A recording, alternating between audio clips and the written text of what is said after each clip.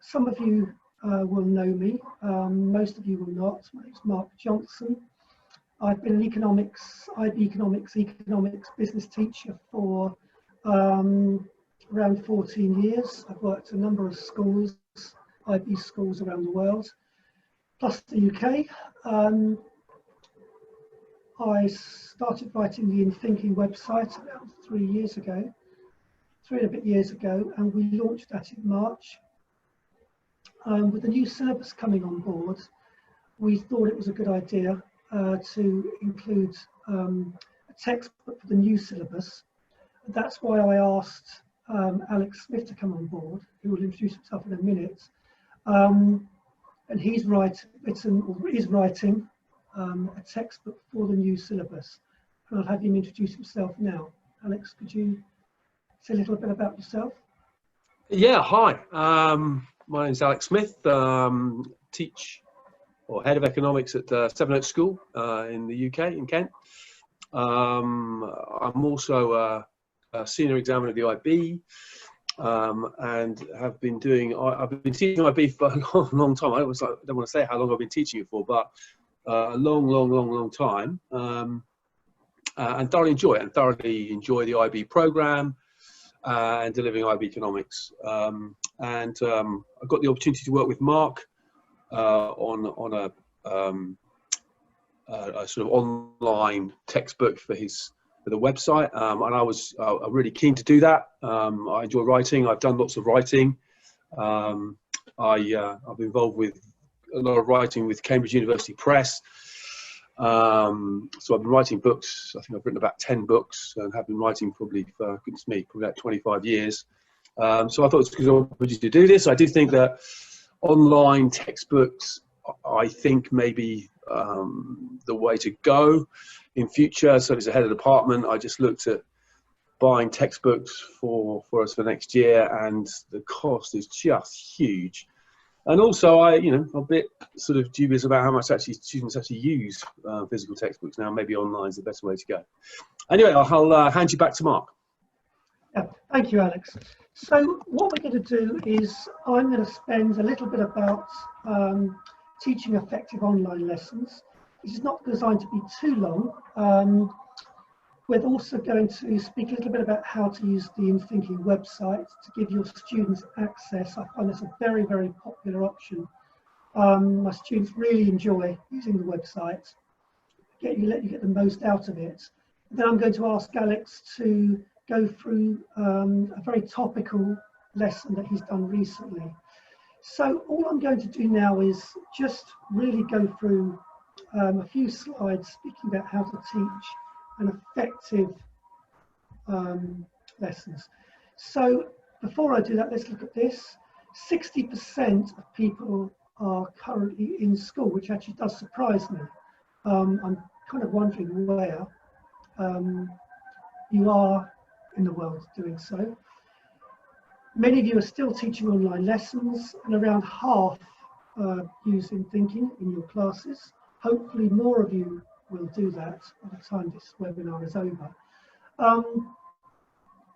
And it seems like we have a fairly experienced bunch, with around half having more than 4 years experience.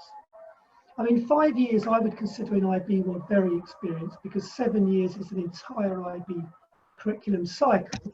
So if you've been teaching 4 years or above, then you pretty much know the entire syllabus cycle, but you'll be learning from scratch next year. So this is some of the things which I think that I've taken from my lessons, having been online for 6 weeks. And I'm just going to move to the second slide. Sorry about this. Oops, why is that not? 1 second. 1 second, I do apologise. Oh.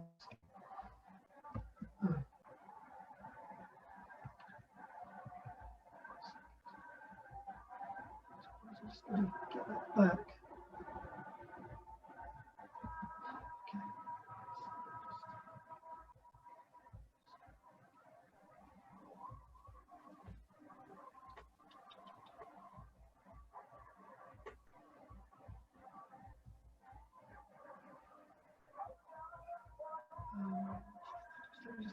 expand this.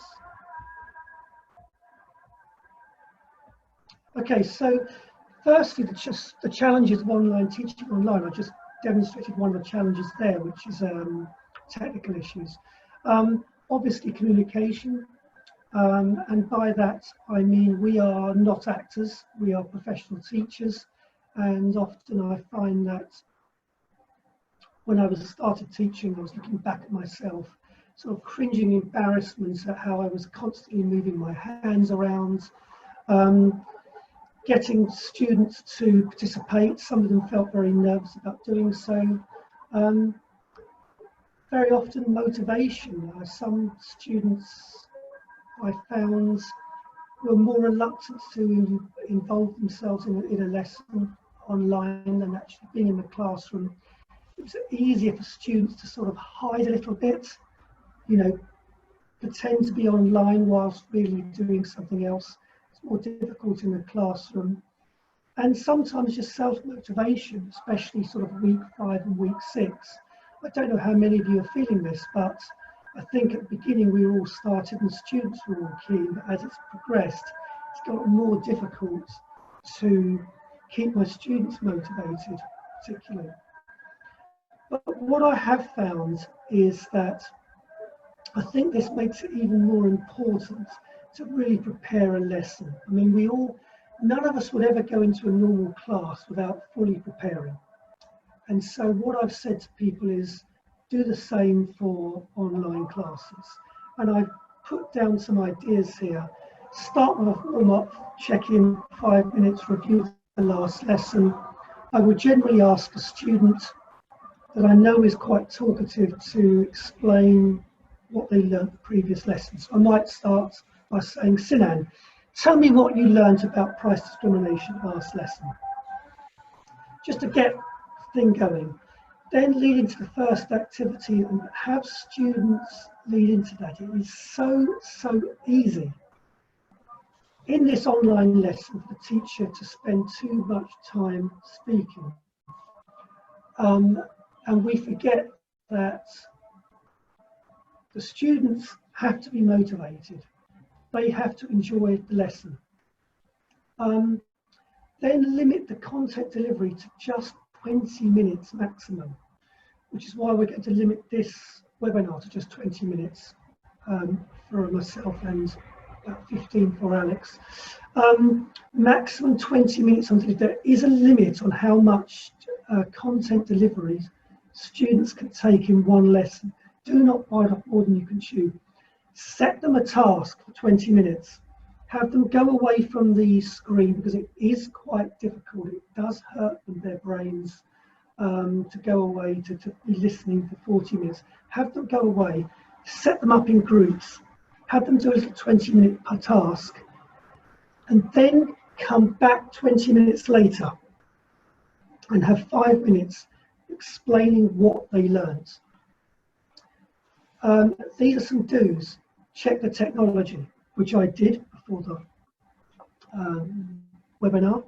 Prepare thoroughly. Do not think that online lessons are in any way less work than normal lessons. Speak for short periods.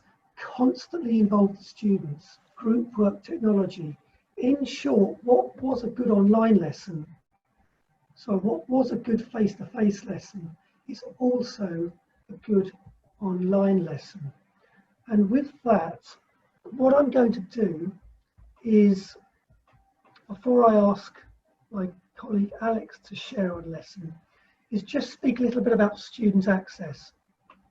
This is something that I've done over the last 6 weeks, and I find it really helps the students get involved. So go to obviously to thinkib.net economics, and I'm going to wait a minute or so to let you go online and access the website. For those who've not subscribed, this is free access, so you don't need to be subscribed to access thinkib.net/economics. So I'm going to wait about 30 seconds for that. For those who are always interested in more material, click on the free trial, and it will allow you to sign up until the end of the academic year, everything free of charge, everything from myself, everything from Alex. We hope you'll then subscribe during the summer, but if not, at least use the free material. And when you've done that, you can click on distance learning and student access. So I'm going to click on student access, and it will take you to this screen. Now what I'm going to do now is set up a group and show you how to do that. So what I'm going to do, I've clicked on student access, and I'm going to click on groups. Okay, and I'm going to ask, we're going to practice this now. So Alex, Mr. Smith, can I ask you to set up a group? And what I'm going to do, Alex, could you please give me the name of one of your economics classes? Yeah, L6. L6. EC. EC, like that, yes? 5. Like that, yes? And the students will understand that, what that means, will they? Yeah. So that's lower sixth, okay? And then what we're going to do is we go to this. And I'm going to set them some work, just get them started. Alex, what are you doing at the moment? Which topic areas are you doing at the moment? Good question. With EC5, yes. we were doing perfect competition. Right. We were looking at profit maximization in perfect competition. Right, okay. So in the new syllabus, that is market power. So perfect competition, okay. Right, let's set up some work, because we don't want your students doing nothing. We don't want their parents complaining. So let's set them 2 tasks for next week. How does that sound? Yeah, good. Okay, we'll go to next. And then all they have to do is click on this button. Can you see that, Alex? Yeah, I've got it. Yeah. And then you will send them that to them by email. And when you've done that, we've now got our group. Yeah, okay? sure. You can invite students into the group, open the group. And once you've done that, you can keep a pretty good eye on what they're doing. For example, I was absolutely appalled this morning to find that one of my students, Kerim Alkin, hadn't logged on since the 11th of March. But some students have been far better. We can also go to Gradebook. We can actually find out what grades they've gone. We can, with the task manager, find out what tasks they've completed. I'm going to check on how many students have completed this task. Okay. We can go to individual students.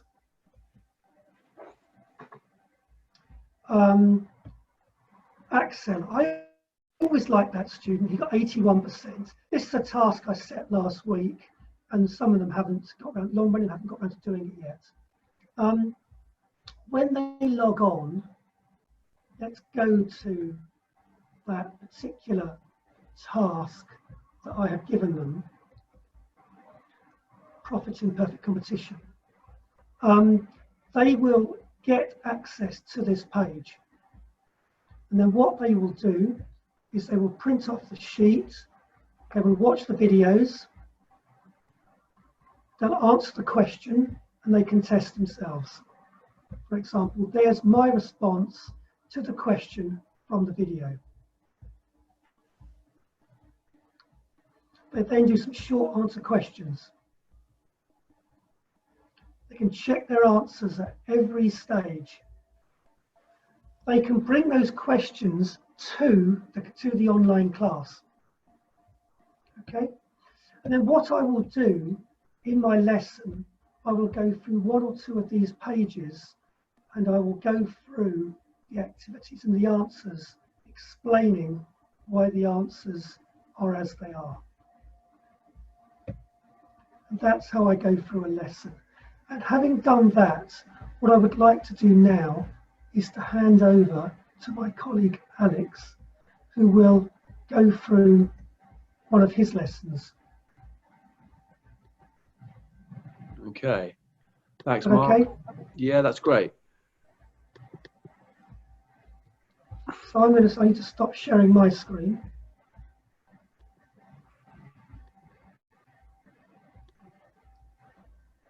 Okay, well, I've talked about me already, so we won't dwell too much more on me. That's a picture of Sevenoaks School, where I work. It's a beautiful site and a beautiful place to work, and I haven't been there since, when was the last time we stopped working? In the middle of March. That's been a real shame and something I've certainly missed.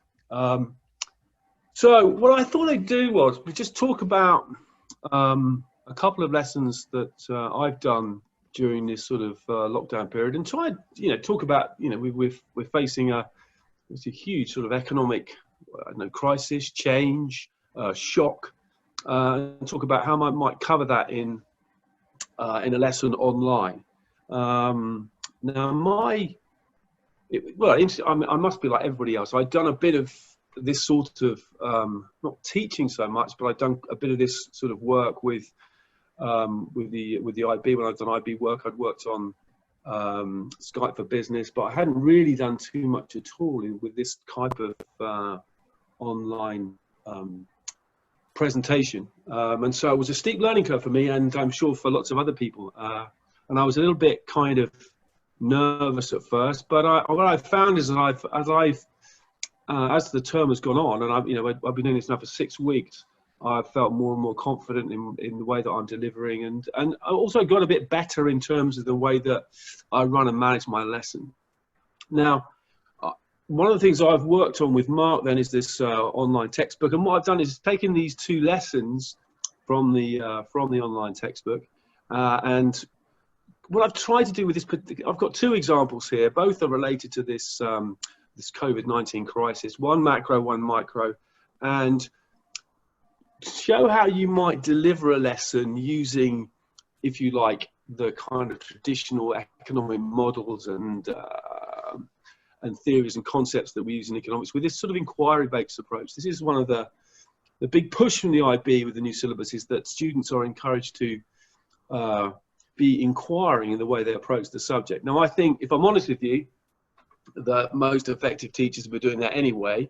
So I think people have been doing that, but I think it certainly got me thinking, and certainly doing the writing that I've been doing over the last few months has been, thinking about, getting students to learn for themselves about the economic theory that we cover in the course. So it's a pretty standard bit of macro, isn't it? This is the sort of thing that we would cover in macro, the circular flow of income, and this is the kind. I've just clicked this from the textbook on the site, and how I might use that in the lesson. Now, I'm absolutely with Mark in terms of the way that lessons are structured. I think he was exactly spot on. That you don't want to go for too long. You want to make sure that your students have activity during the lesson, so there's a bit of come and go. This morning I had a class. I went on for about 10 minutes, sort of introducing a topic, and then gave them 20 minutes to go away and do an activity, and then come back, and then we went through it. And so, this is, I'm sure you've all taught circular flow, you've all used it, and so you've all got your own methods, and I'm sure you've got effective methods of teaching it. So I would teach this in an online lesson. I'd probably give them an activity to go and do to try and work out the different flows within the model, and then come back and we would talk about it. Interestingly, one of the things I've been very sort of keen on developing as I've gone through the first few weeks of this online teaching is trying to get students more involved in terms of discussion. This is something I found difficult to start with, but I've got better at it, I think. Now, you have a list of students, obviously, they're engaging in the lesson, and I'm very much a direct questioner. So if I was talking to a student, to a group of students about the circular flow, then I would directly question the students by name about a particular, so you'd ask somebody about, what's consumption, expenditure, and to pick them out. So rather than sort of offering a kind of a pooled response where you'd say, does anybody know, it would be very specific. I think as soon as you start trying to pool responses, it's very difficult then within Teams or Zoom for people to answer, because they tend to sort of talk all over each other. So I'm very direct in the way that I question them, and pretty good at checking and making sure that I ask questions of all the students in the class during the lesson. So In my opinion, actually, the circular flow of income is a much underused model, really, and it's not something that people talk about very much, apart from just kind of doing it and then moving on. And I thought, well, actually, it's a really, really useful model about explaining consequences. So to introduce a sort of topical inquiry example there, we did the COVID-19 virus. The COVID-19 crisis, and talk about it in terms of the circular flow. What does it mean to the circular flow of income? And to get students to go away and think about that, what does it mean in terms of output? If people can't go to work, well, they're not going to produce as much, and output's going to go down.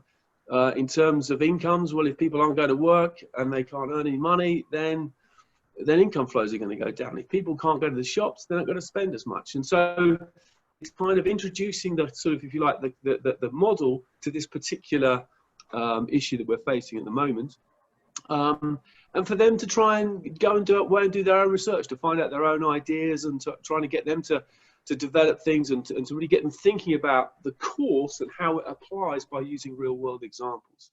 So it's using kind of investigative questions. I think, if I'm honest, as I said to you before, I think most teachers are kind of doing that anyway. So I don't think we're not anything particular, we're not reinventing too many things, but I do think it's a chance for us to, if you like, in the way that we deliver material, the way we think about things, about trying to get students to find things out for themselves, that we're trying to get them to investigate and to research and then to discuss and really apply the subject. And that's, you know, for me, economics is at its best, you know, when it's being applied. You know, you learn the theory so that you can explain things in an academic or a sort of social science way, but actually the subjects are most interesting when it's being applied in its most topical form and really getting to understand kind of how the real economy works, and then using the theory you learn in class to try and explain that. So this is something I've used in the textbook. So there's lots and lots of these kind of inquiry-based case examples to get students to think about things, whether it's in, this case, it's always circular flow of income, or whether it's in market failure, or whether it's in demand theory. There are constant case examples for students to go away and think about how to actually apply the material in the course. So there was if you like, a macro example. I also put together a micro example, applying welfare economics. The standard, one of those standard sort of marginal cost, marginal benefit diagrams with a funny old triangle, and using that to explain how a market failure can be associated with an under allocation of resources.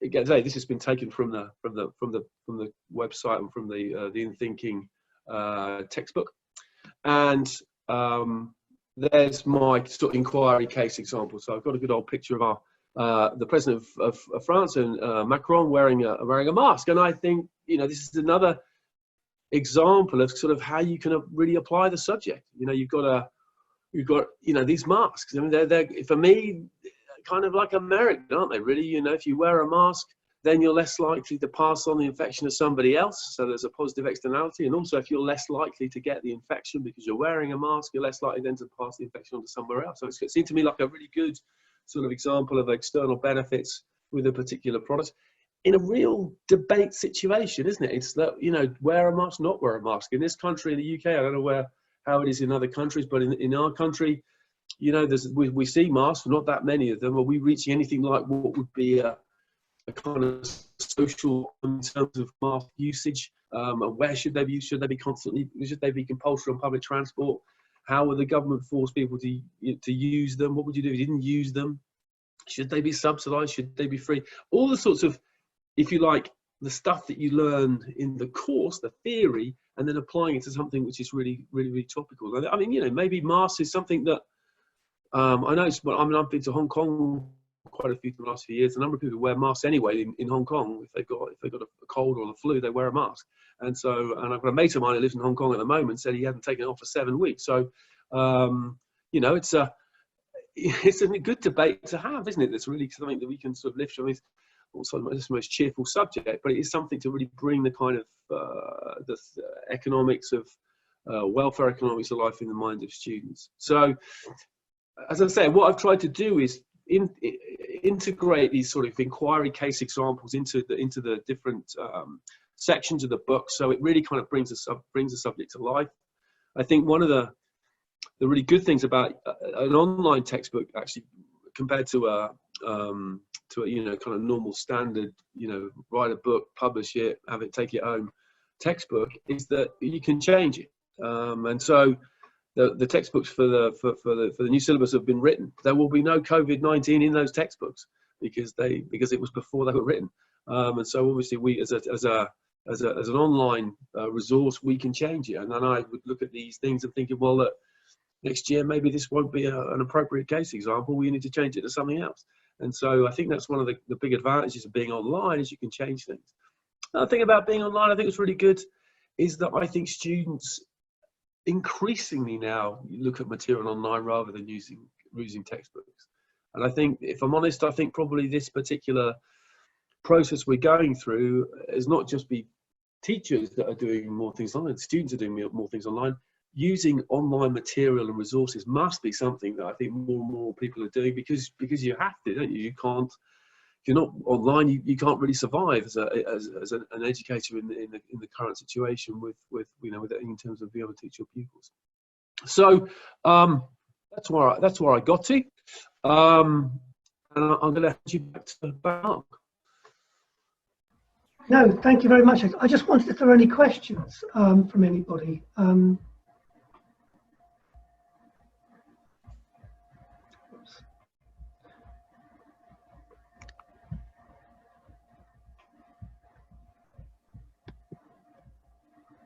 I just wondered if there's any questions from anybody. How can we teach 9 concepts? A question from Alex, from Deepak. Alex, do you want to cover that question? Yeah. How can we teach 9 concepts? I'm not sure. I need to have a bit more on what that no, let me take that one then. Yeah. Deepak's referring to the new syllabus, the 9 economic concepts. Deepak, I think if you, I've seen that you're very, very active on the website, and I've seen obviously that you're here today. Nothing there, obviously my conclusion therefore would be, obviously you're a very dedicated, proactive teacher.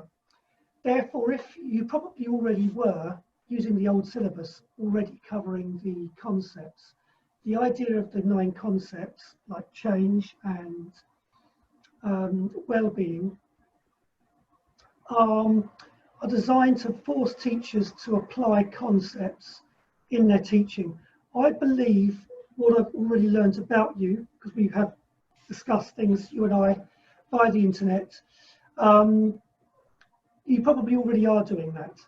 But how you would do it would be, it's no longer going to be acceptable, not that it ever probably was, to simply cover the class, to cover the notes. So it would not have been acceptable for Alex just to simply speak about merit goods, to draw a perfectly adequate, technically competent merit good diagram as he did, without using an inquiry case example, and he used the one about face masks. That would be applying the concept of externalities to one of the concepts, something like change or economic well-being, for example, would be a concept that you would use through that inquiry example. But I really do want to emphasize that I believe good teachers were doing this anyway. I don't believe any teachers worth their salt were simply explaining the curriculum in a dry way, because your students will be bored. Does that answer your question, Deepak?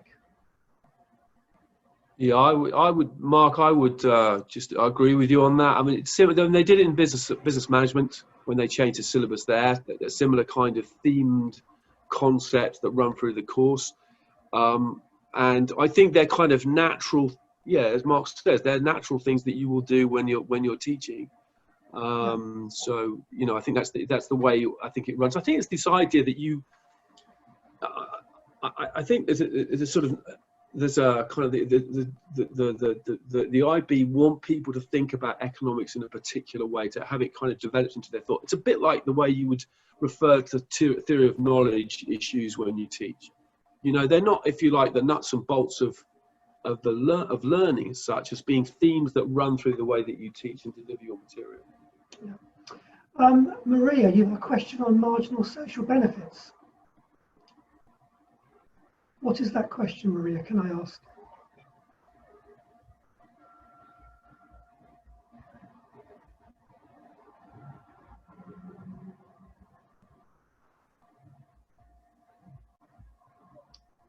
What's the best resources for teaching business management? Well, I teach business management. I know you do too, Alex. I think I use. I currently use. I currently use the Paul Hoang book, and I've developed my own online resources. But that's a personal view. I find his inquiry examples are pretty good. Lots of questions, lots of photographs. I'm quite happy. That may not be the best book, but it's the one I use. What would you say, Alex? What do you teach? What do you use to teach business management? Well, yeah. Speaking as somebody who wrote a textbook on business management, sorry, I don't use yours. I use the. I think best. It's a really interesting question. People talk about best resources. I think, from my point of view, from both economics and business, I think there are good resources in all of them. I think you have to find things as a teacher. This is my approach. I'm a very eclectic mixer of things when I teach. So I don't go for one source. I tend to vary it as much as I can and find things that I think are interesting. With both subjects, you want to be up to date. I mean, I think textbooks are good as supports. Your traditional textbook is a good support for students to go away with. But you want something that's up to date. You want, that this economics is the subject of the moment. As I said, if you wrote a textbook 3 months ago, it's gone in terms of, what's happening. I mean, it really is. And so you need to be, and I think that's the way my approach for both subjects will be to try, there are lots of good textbooks out there in economics, in business. You can go and buy a textbook, use that to support students and support your own kind of navigation through the course. But then I think the best teachers are kind of looking for mixtures of material which is really kind of up to date, on which to base their own sort of questions and their own discussion points in lessons. Yeah, so in other words, Maria, I would agree with that, but I said the textbook I personally use is Paul Hoang, but I haven't taught it for about 2-3 years, business management. That was what I was using 2-3 years ago. Does that answer your question, Maria? I mean, there are some very good textbooks. One of them written by Alec Smith. Paul Hoang's is good. Those two. Did that answer your question, Maria?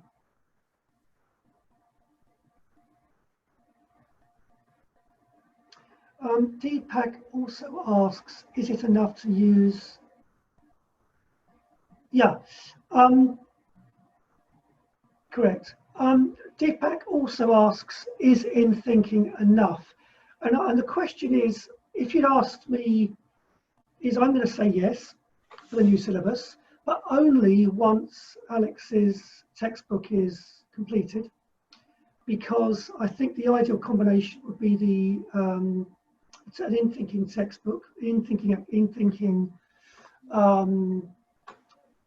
website with literally hundreds and hundreds of activities, videos, fun games, simulations, the accumulation of everything I've acquired over 14 years of IB teaching.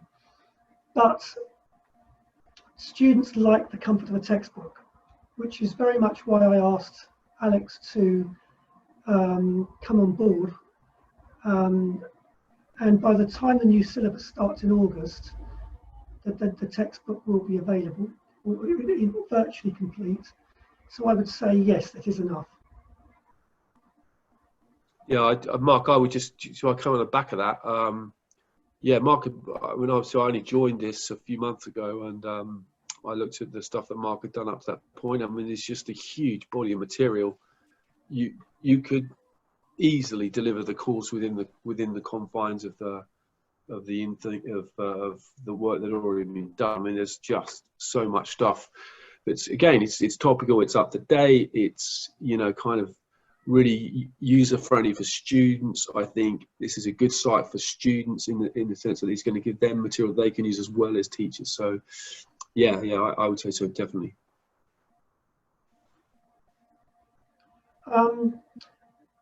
Parag, what are you referring? What do you mean by bullying from parents? What kind of bullying are you referring to? Are you talking about grades or pressure to set work?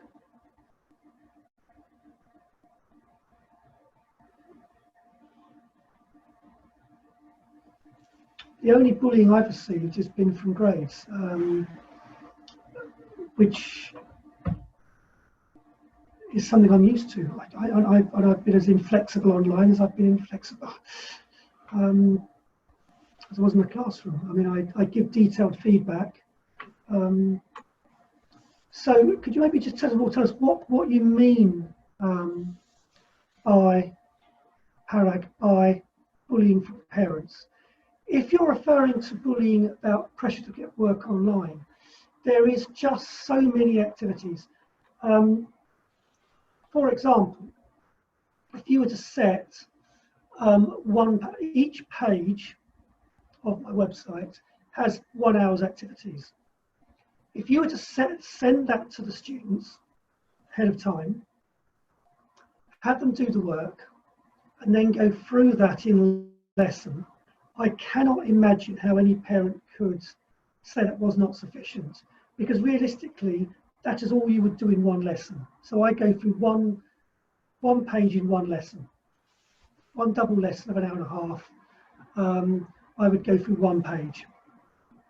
If you also then set additional reading from any textbook, then I think that is more than sufficient.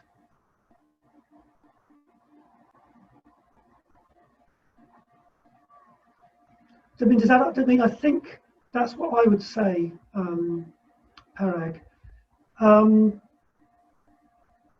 You know, there is so much on there that teachers really can't complain if they get given a page per lesson. So, for example, 4 pages per week.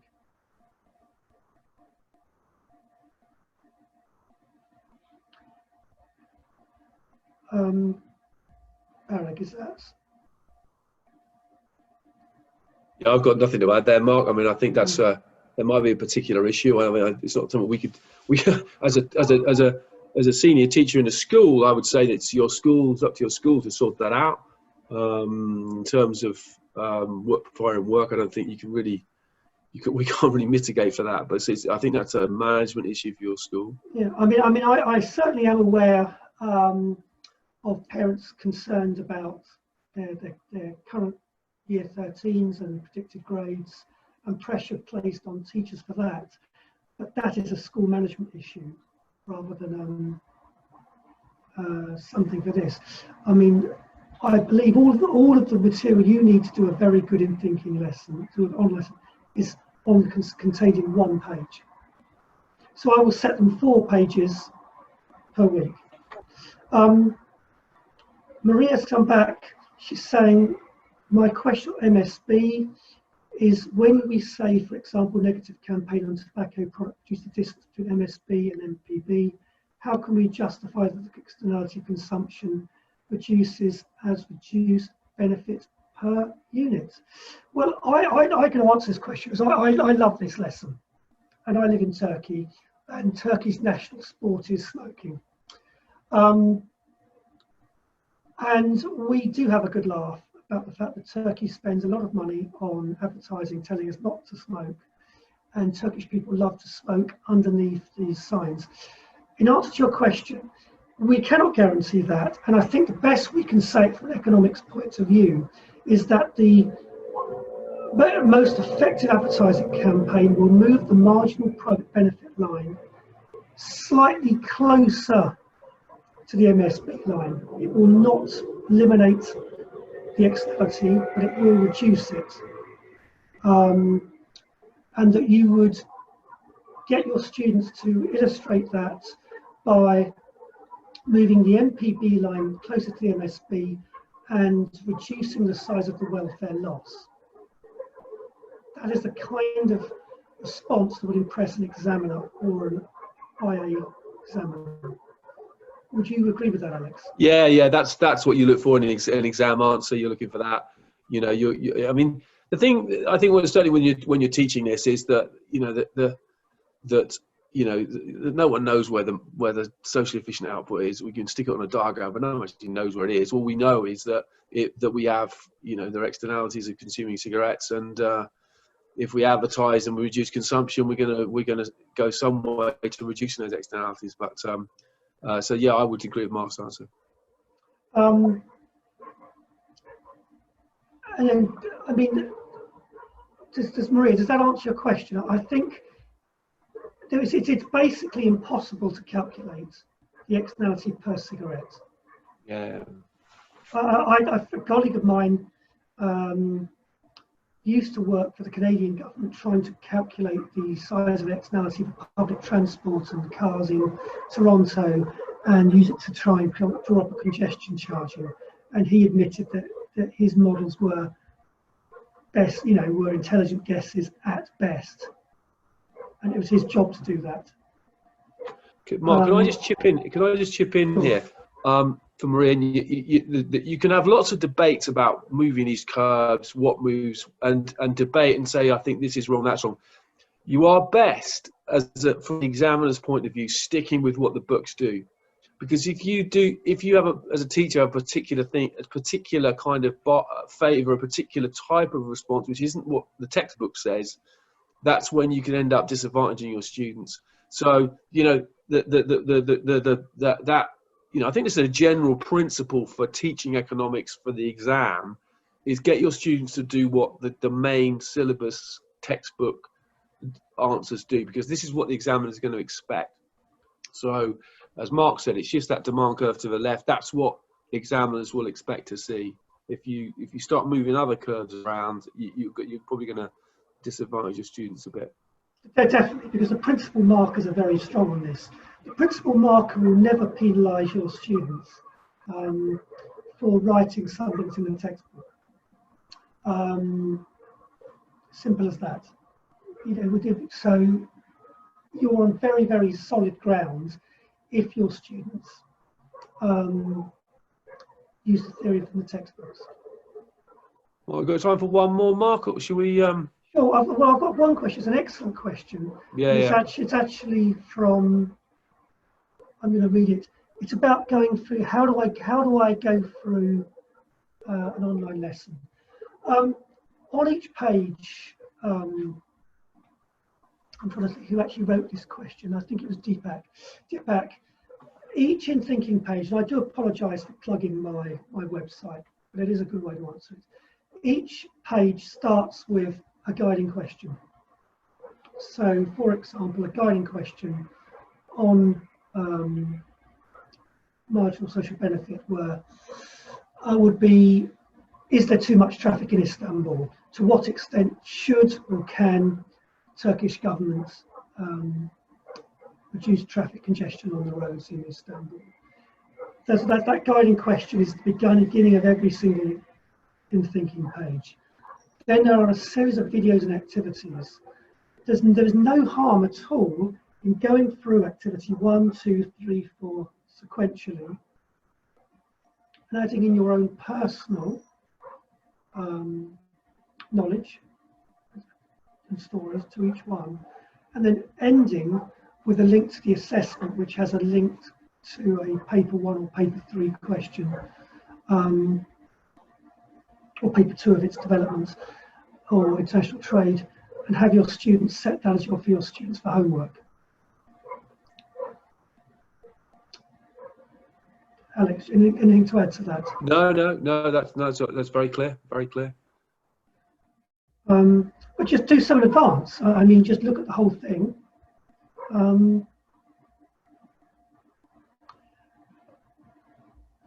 then this is the absolute last question. Artist says, my query relates to 4.10, which is development. Progress towards meeting selected SDGs in the context of 2 or more countries. Can we ask students to take one context as their home countries?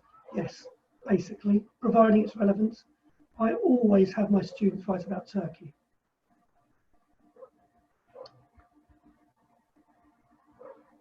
Yeah, I agree. Okay. So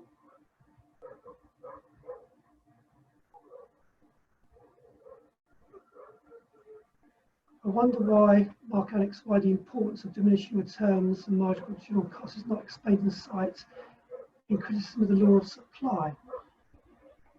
I think it's implied. I think it's implied. I think it is. I mean, I would expect I would expect all teachers to add their own personal extra to my lessons. It would be a very dry lesson if a teacher was to simply read from the site or from the textbook verbatim, wouldn't it? You know, the reason we're not replaced by robots is because we have personality. Yeah, I mean, I'm working on that particular at the moment in writing the book, actually, and the new syllabus is isn't particularly precise on the law of diminishing returns. But when Mark and I have spoken about it, we're going to put it in there anyway. But yeah, that'll be covered in the textbook. Okay. Yeah, I think we've answered all of the questions now. Obviously, if people feel they haven't, they have other questions to ask or just other things they want to think of, please do email the 2 of us. Our emails are on the website. If it's a question about the new syllabus textbook, please email Alex. If it's a question about a specific activity on the website, please email me. And you will find I always reply within 24 hours. And I enjoy receiving questions because it's fun to get feedback, negative or positive. Yeah, one of the things I'd like to add, actually, if people are emailing me about the textbook, any things you'd like to see in there, any particular sort of requests, if you like, things I can think about when I'm writing. So, yeah. And the beauty of an online textbook is that if you haven't thought of it now, you can always add it later, can't you? So, okay. Right then. So, what we're going to do, we're going to end the meeting now. So, it was great virtually meeting all of you. I really hope you got a lot out of this. Please email Alex or myself any questions you have, and let's all just desperately hope that we're back where we belong in the classroom as soon as possible. And okay, so until everything, goodbye.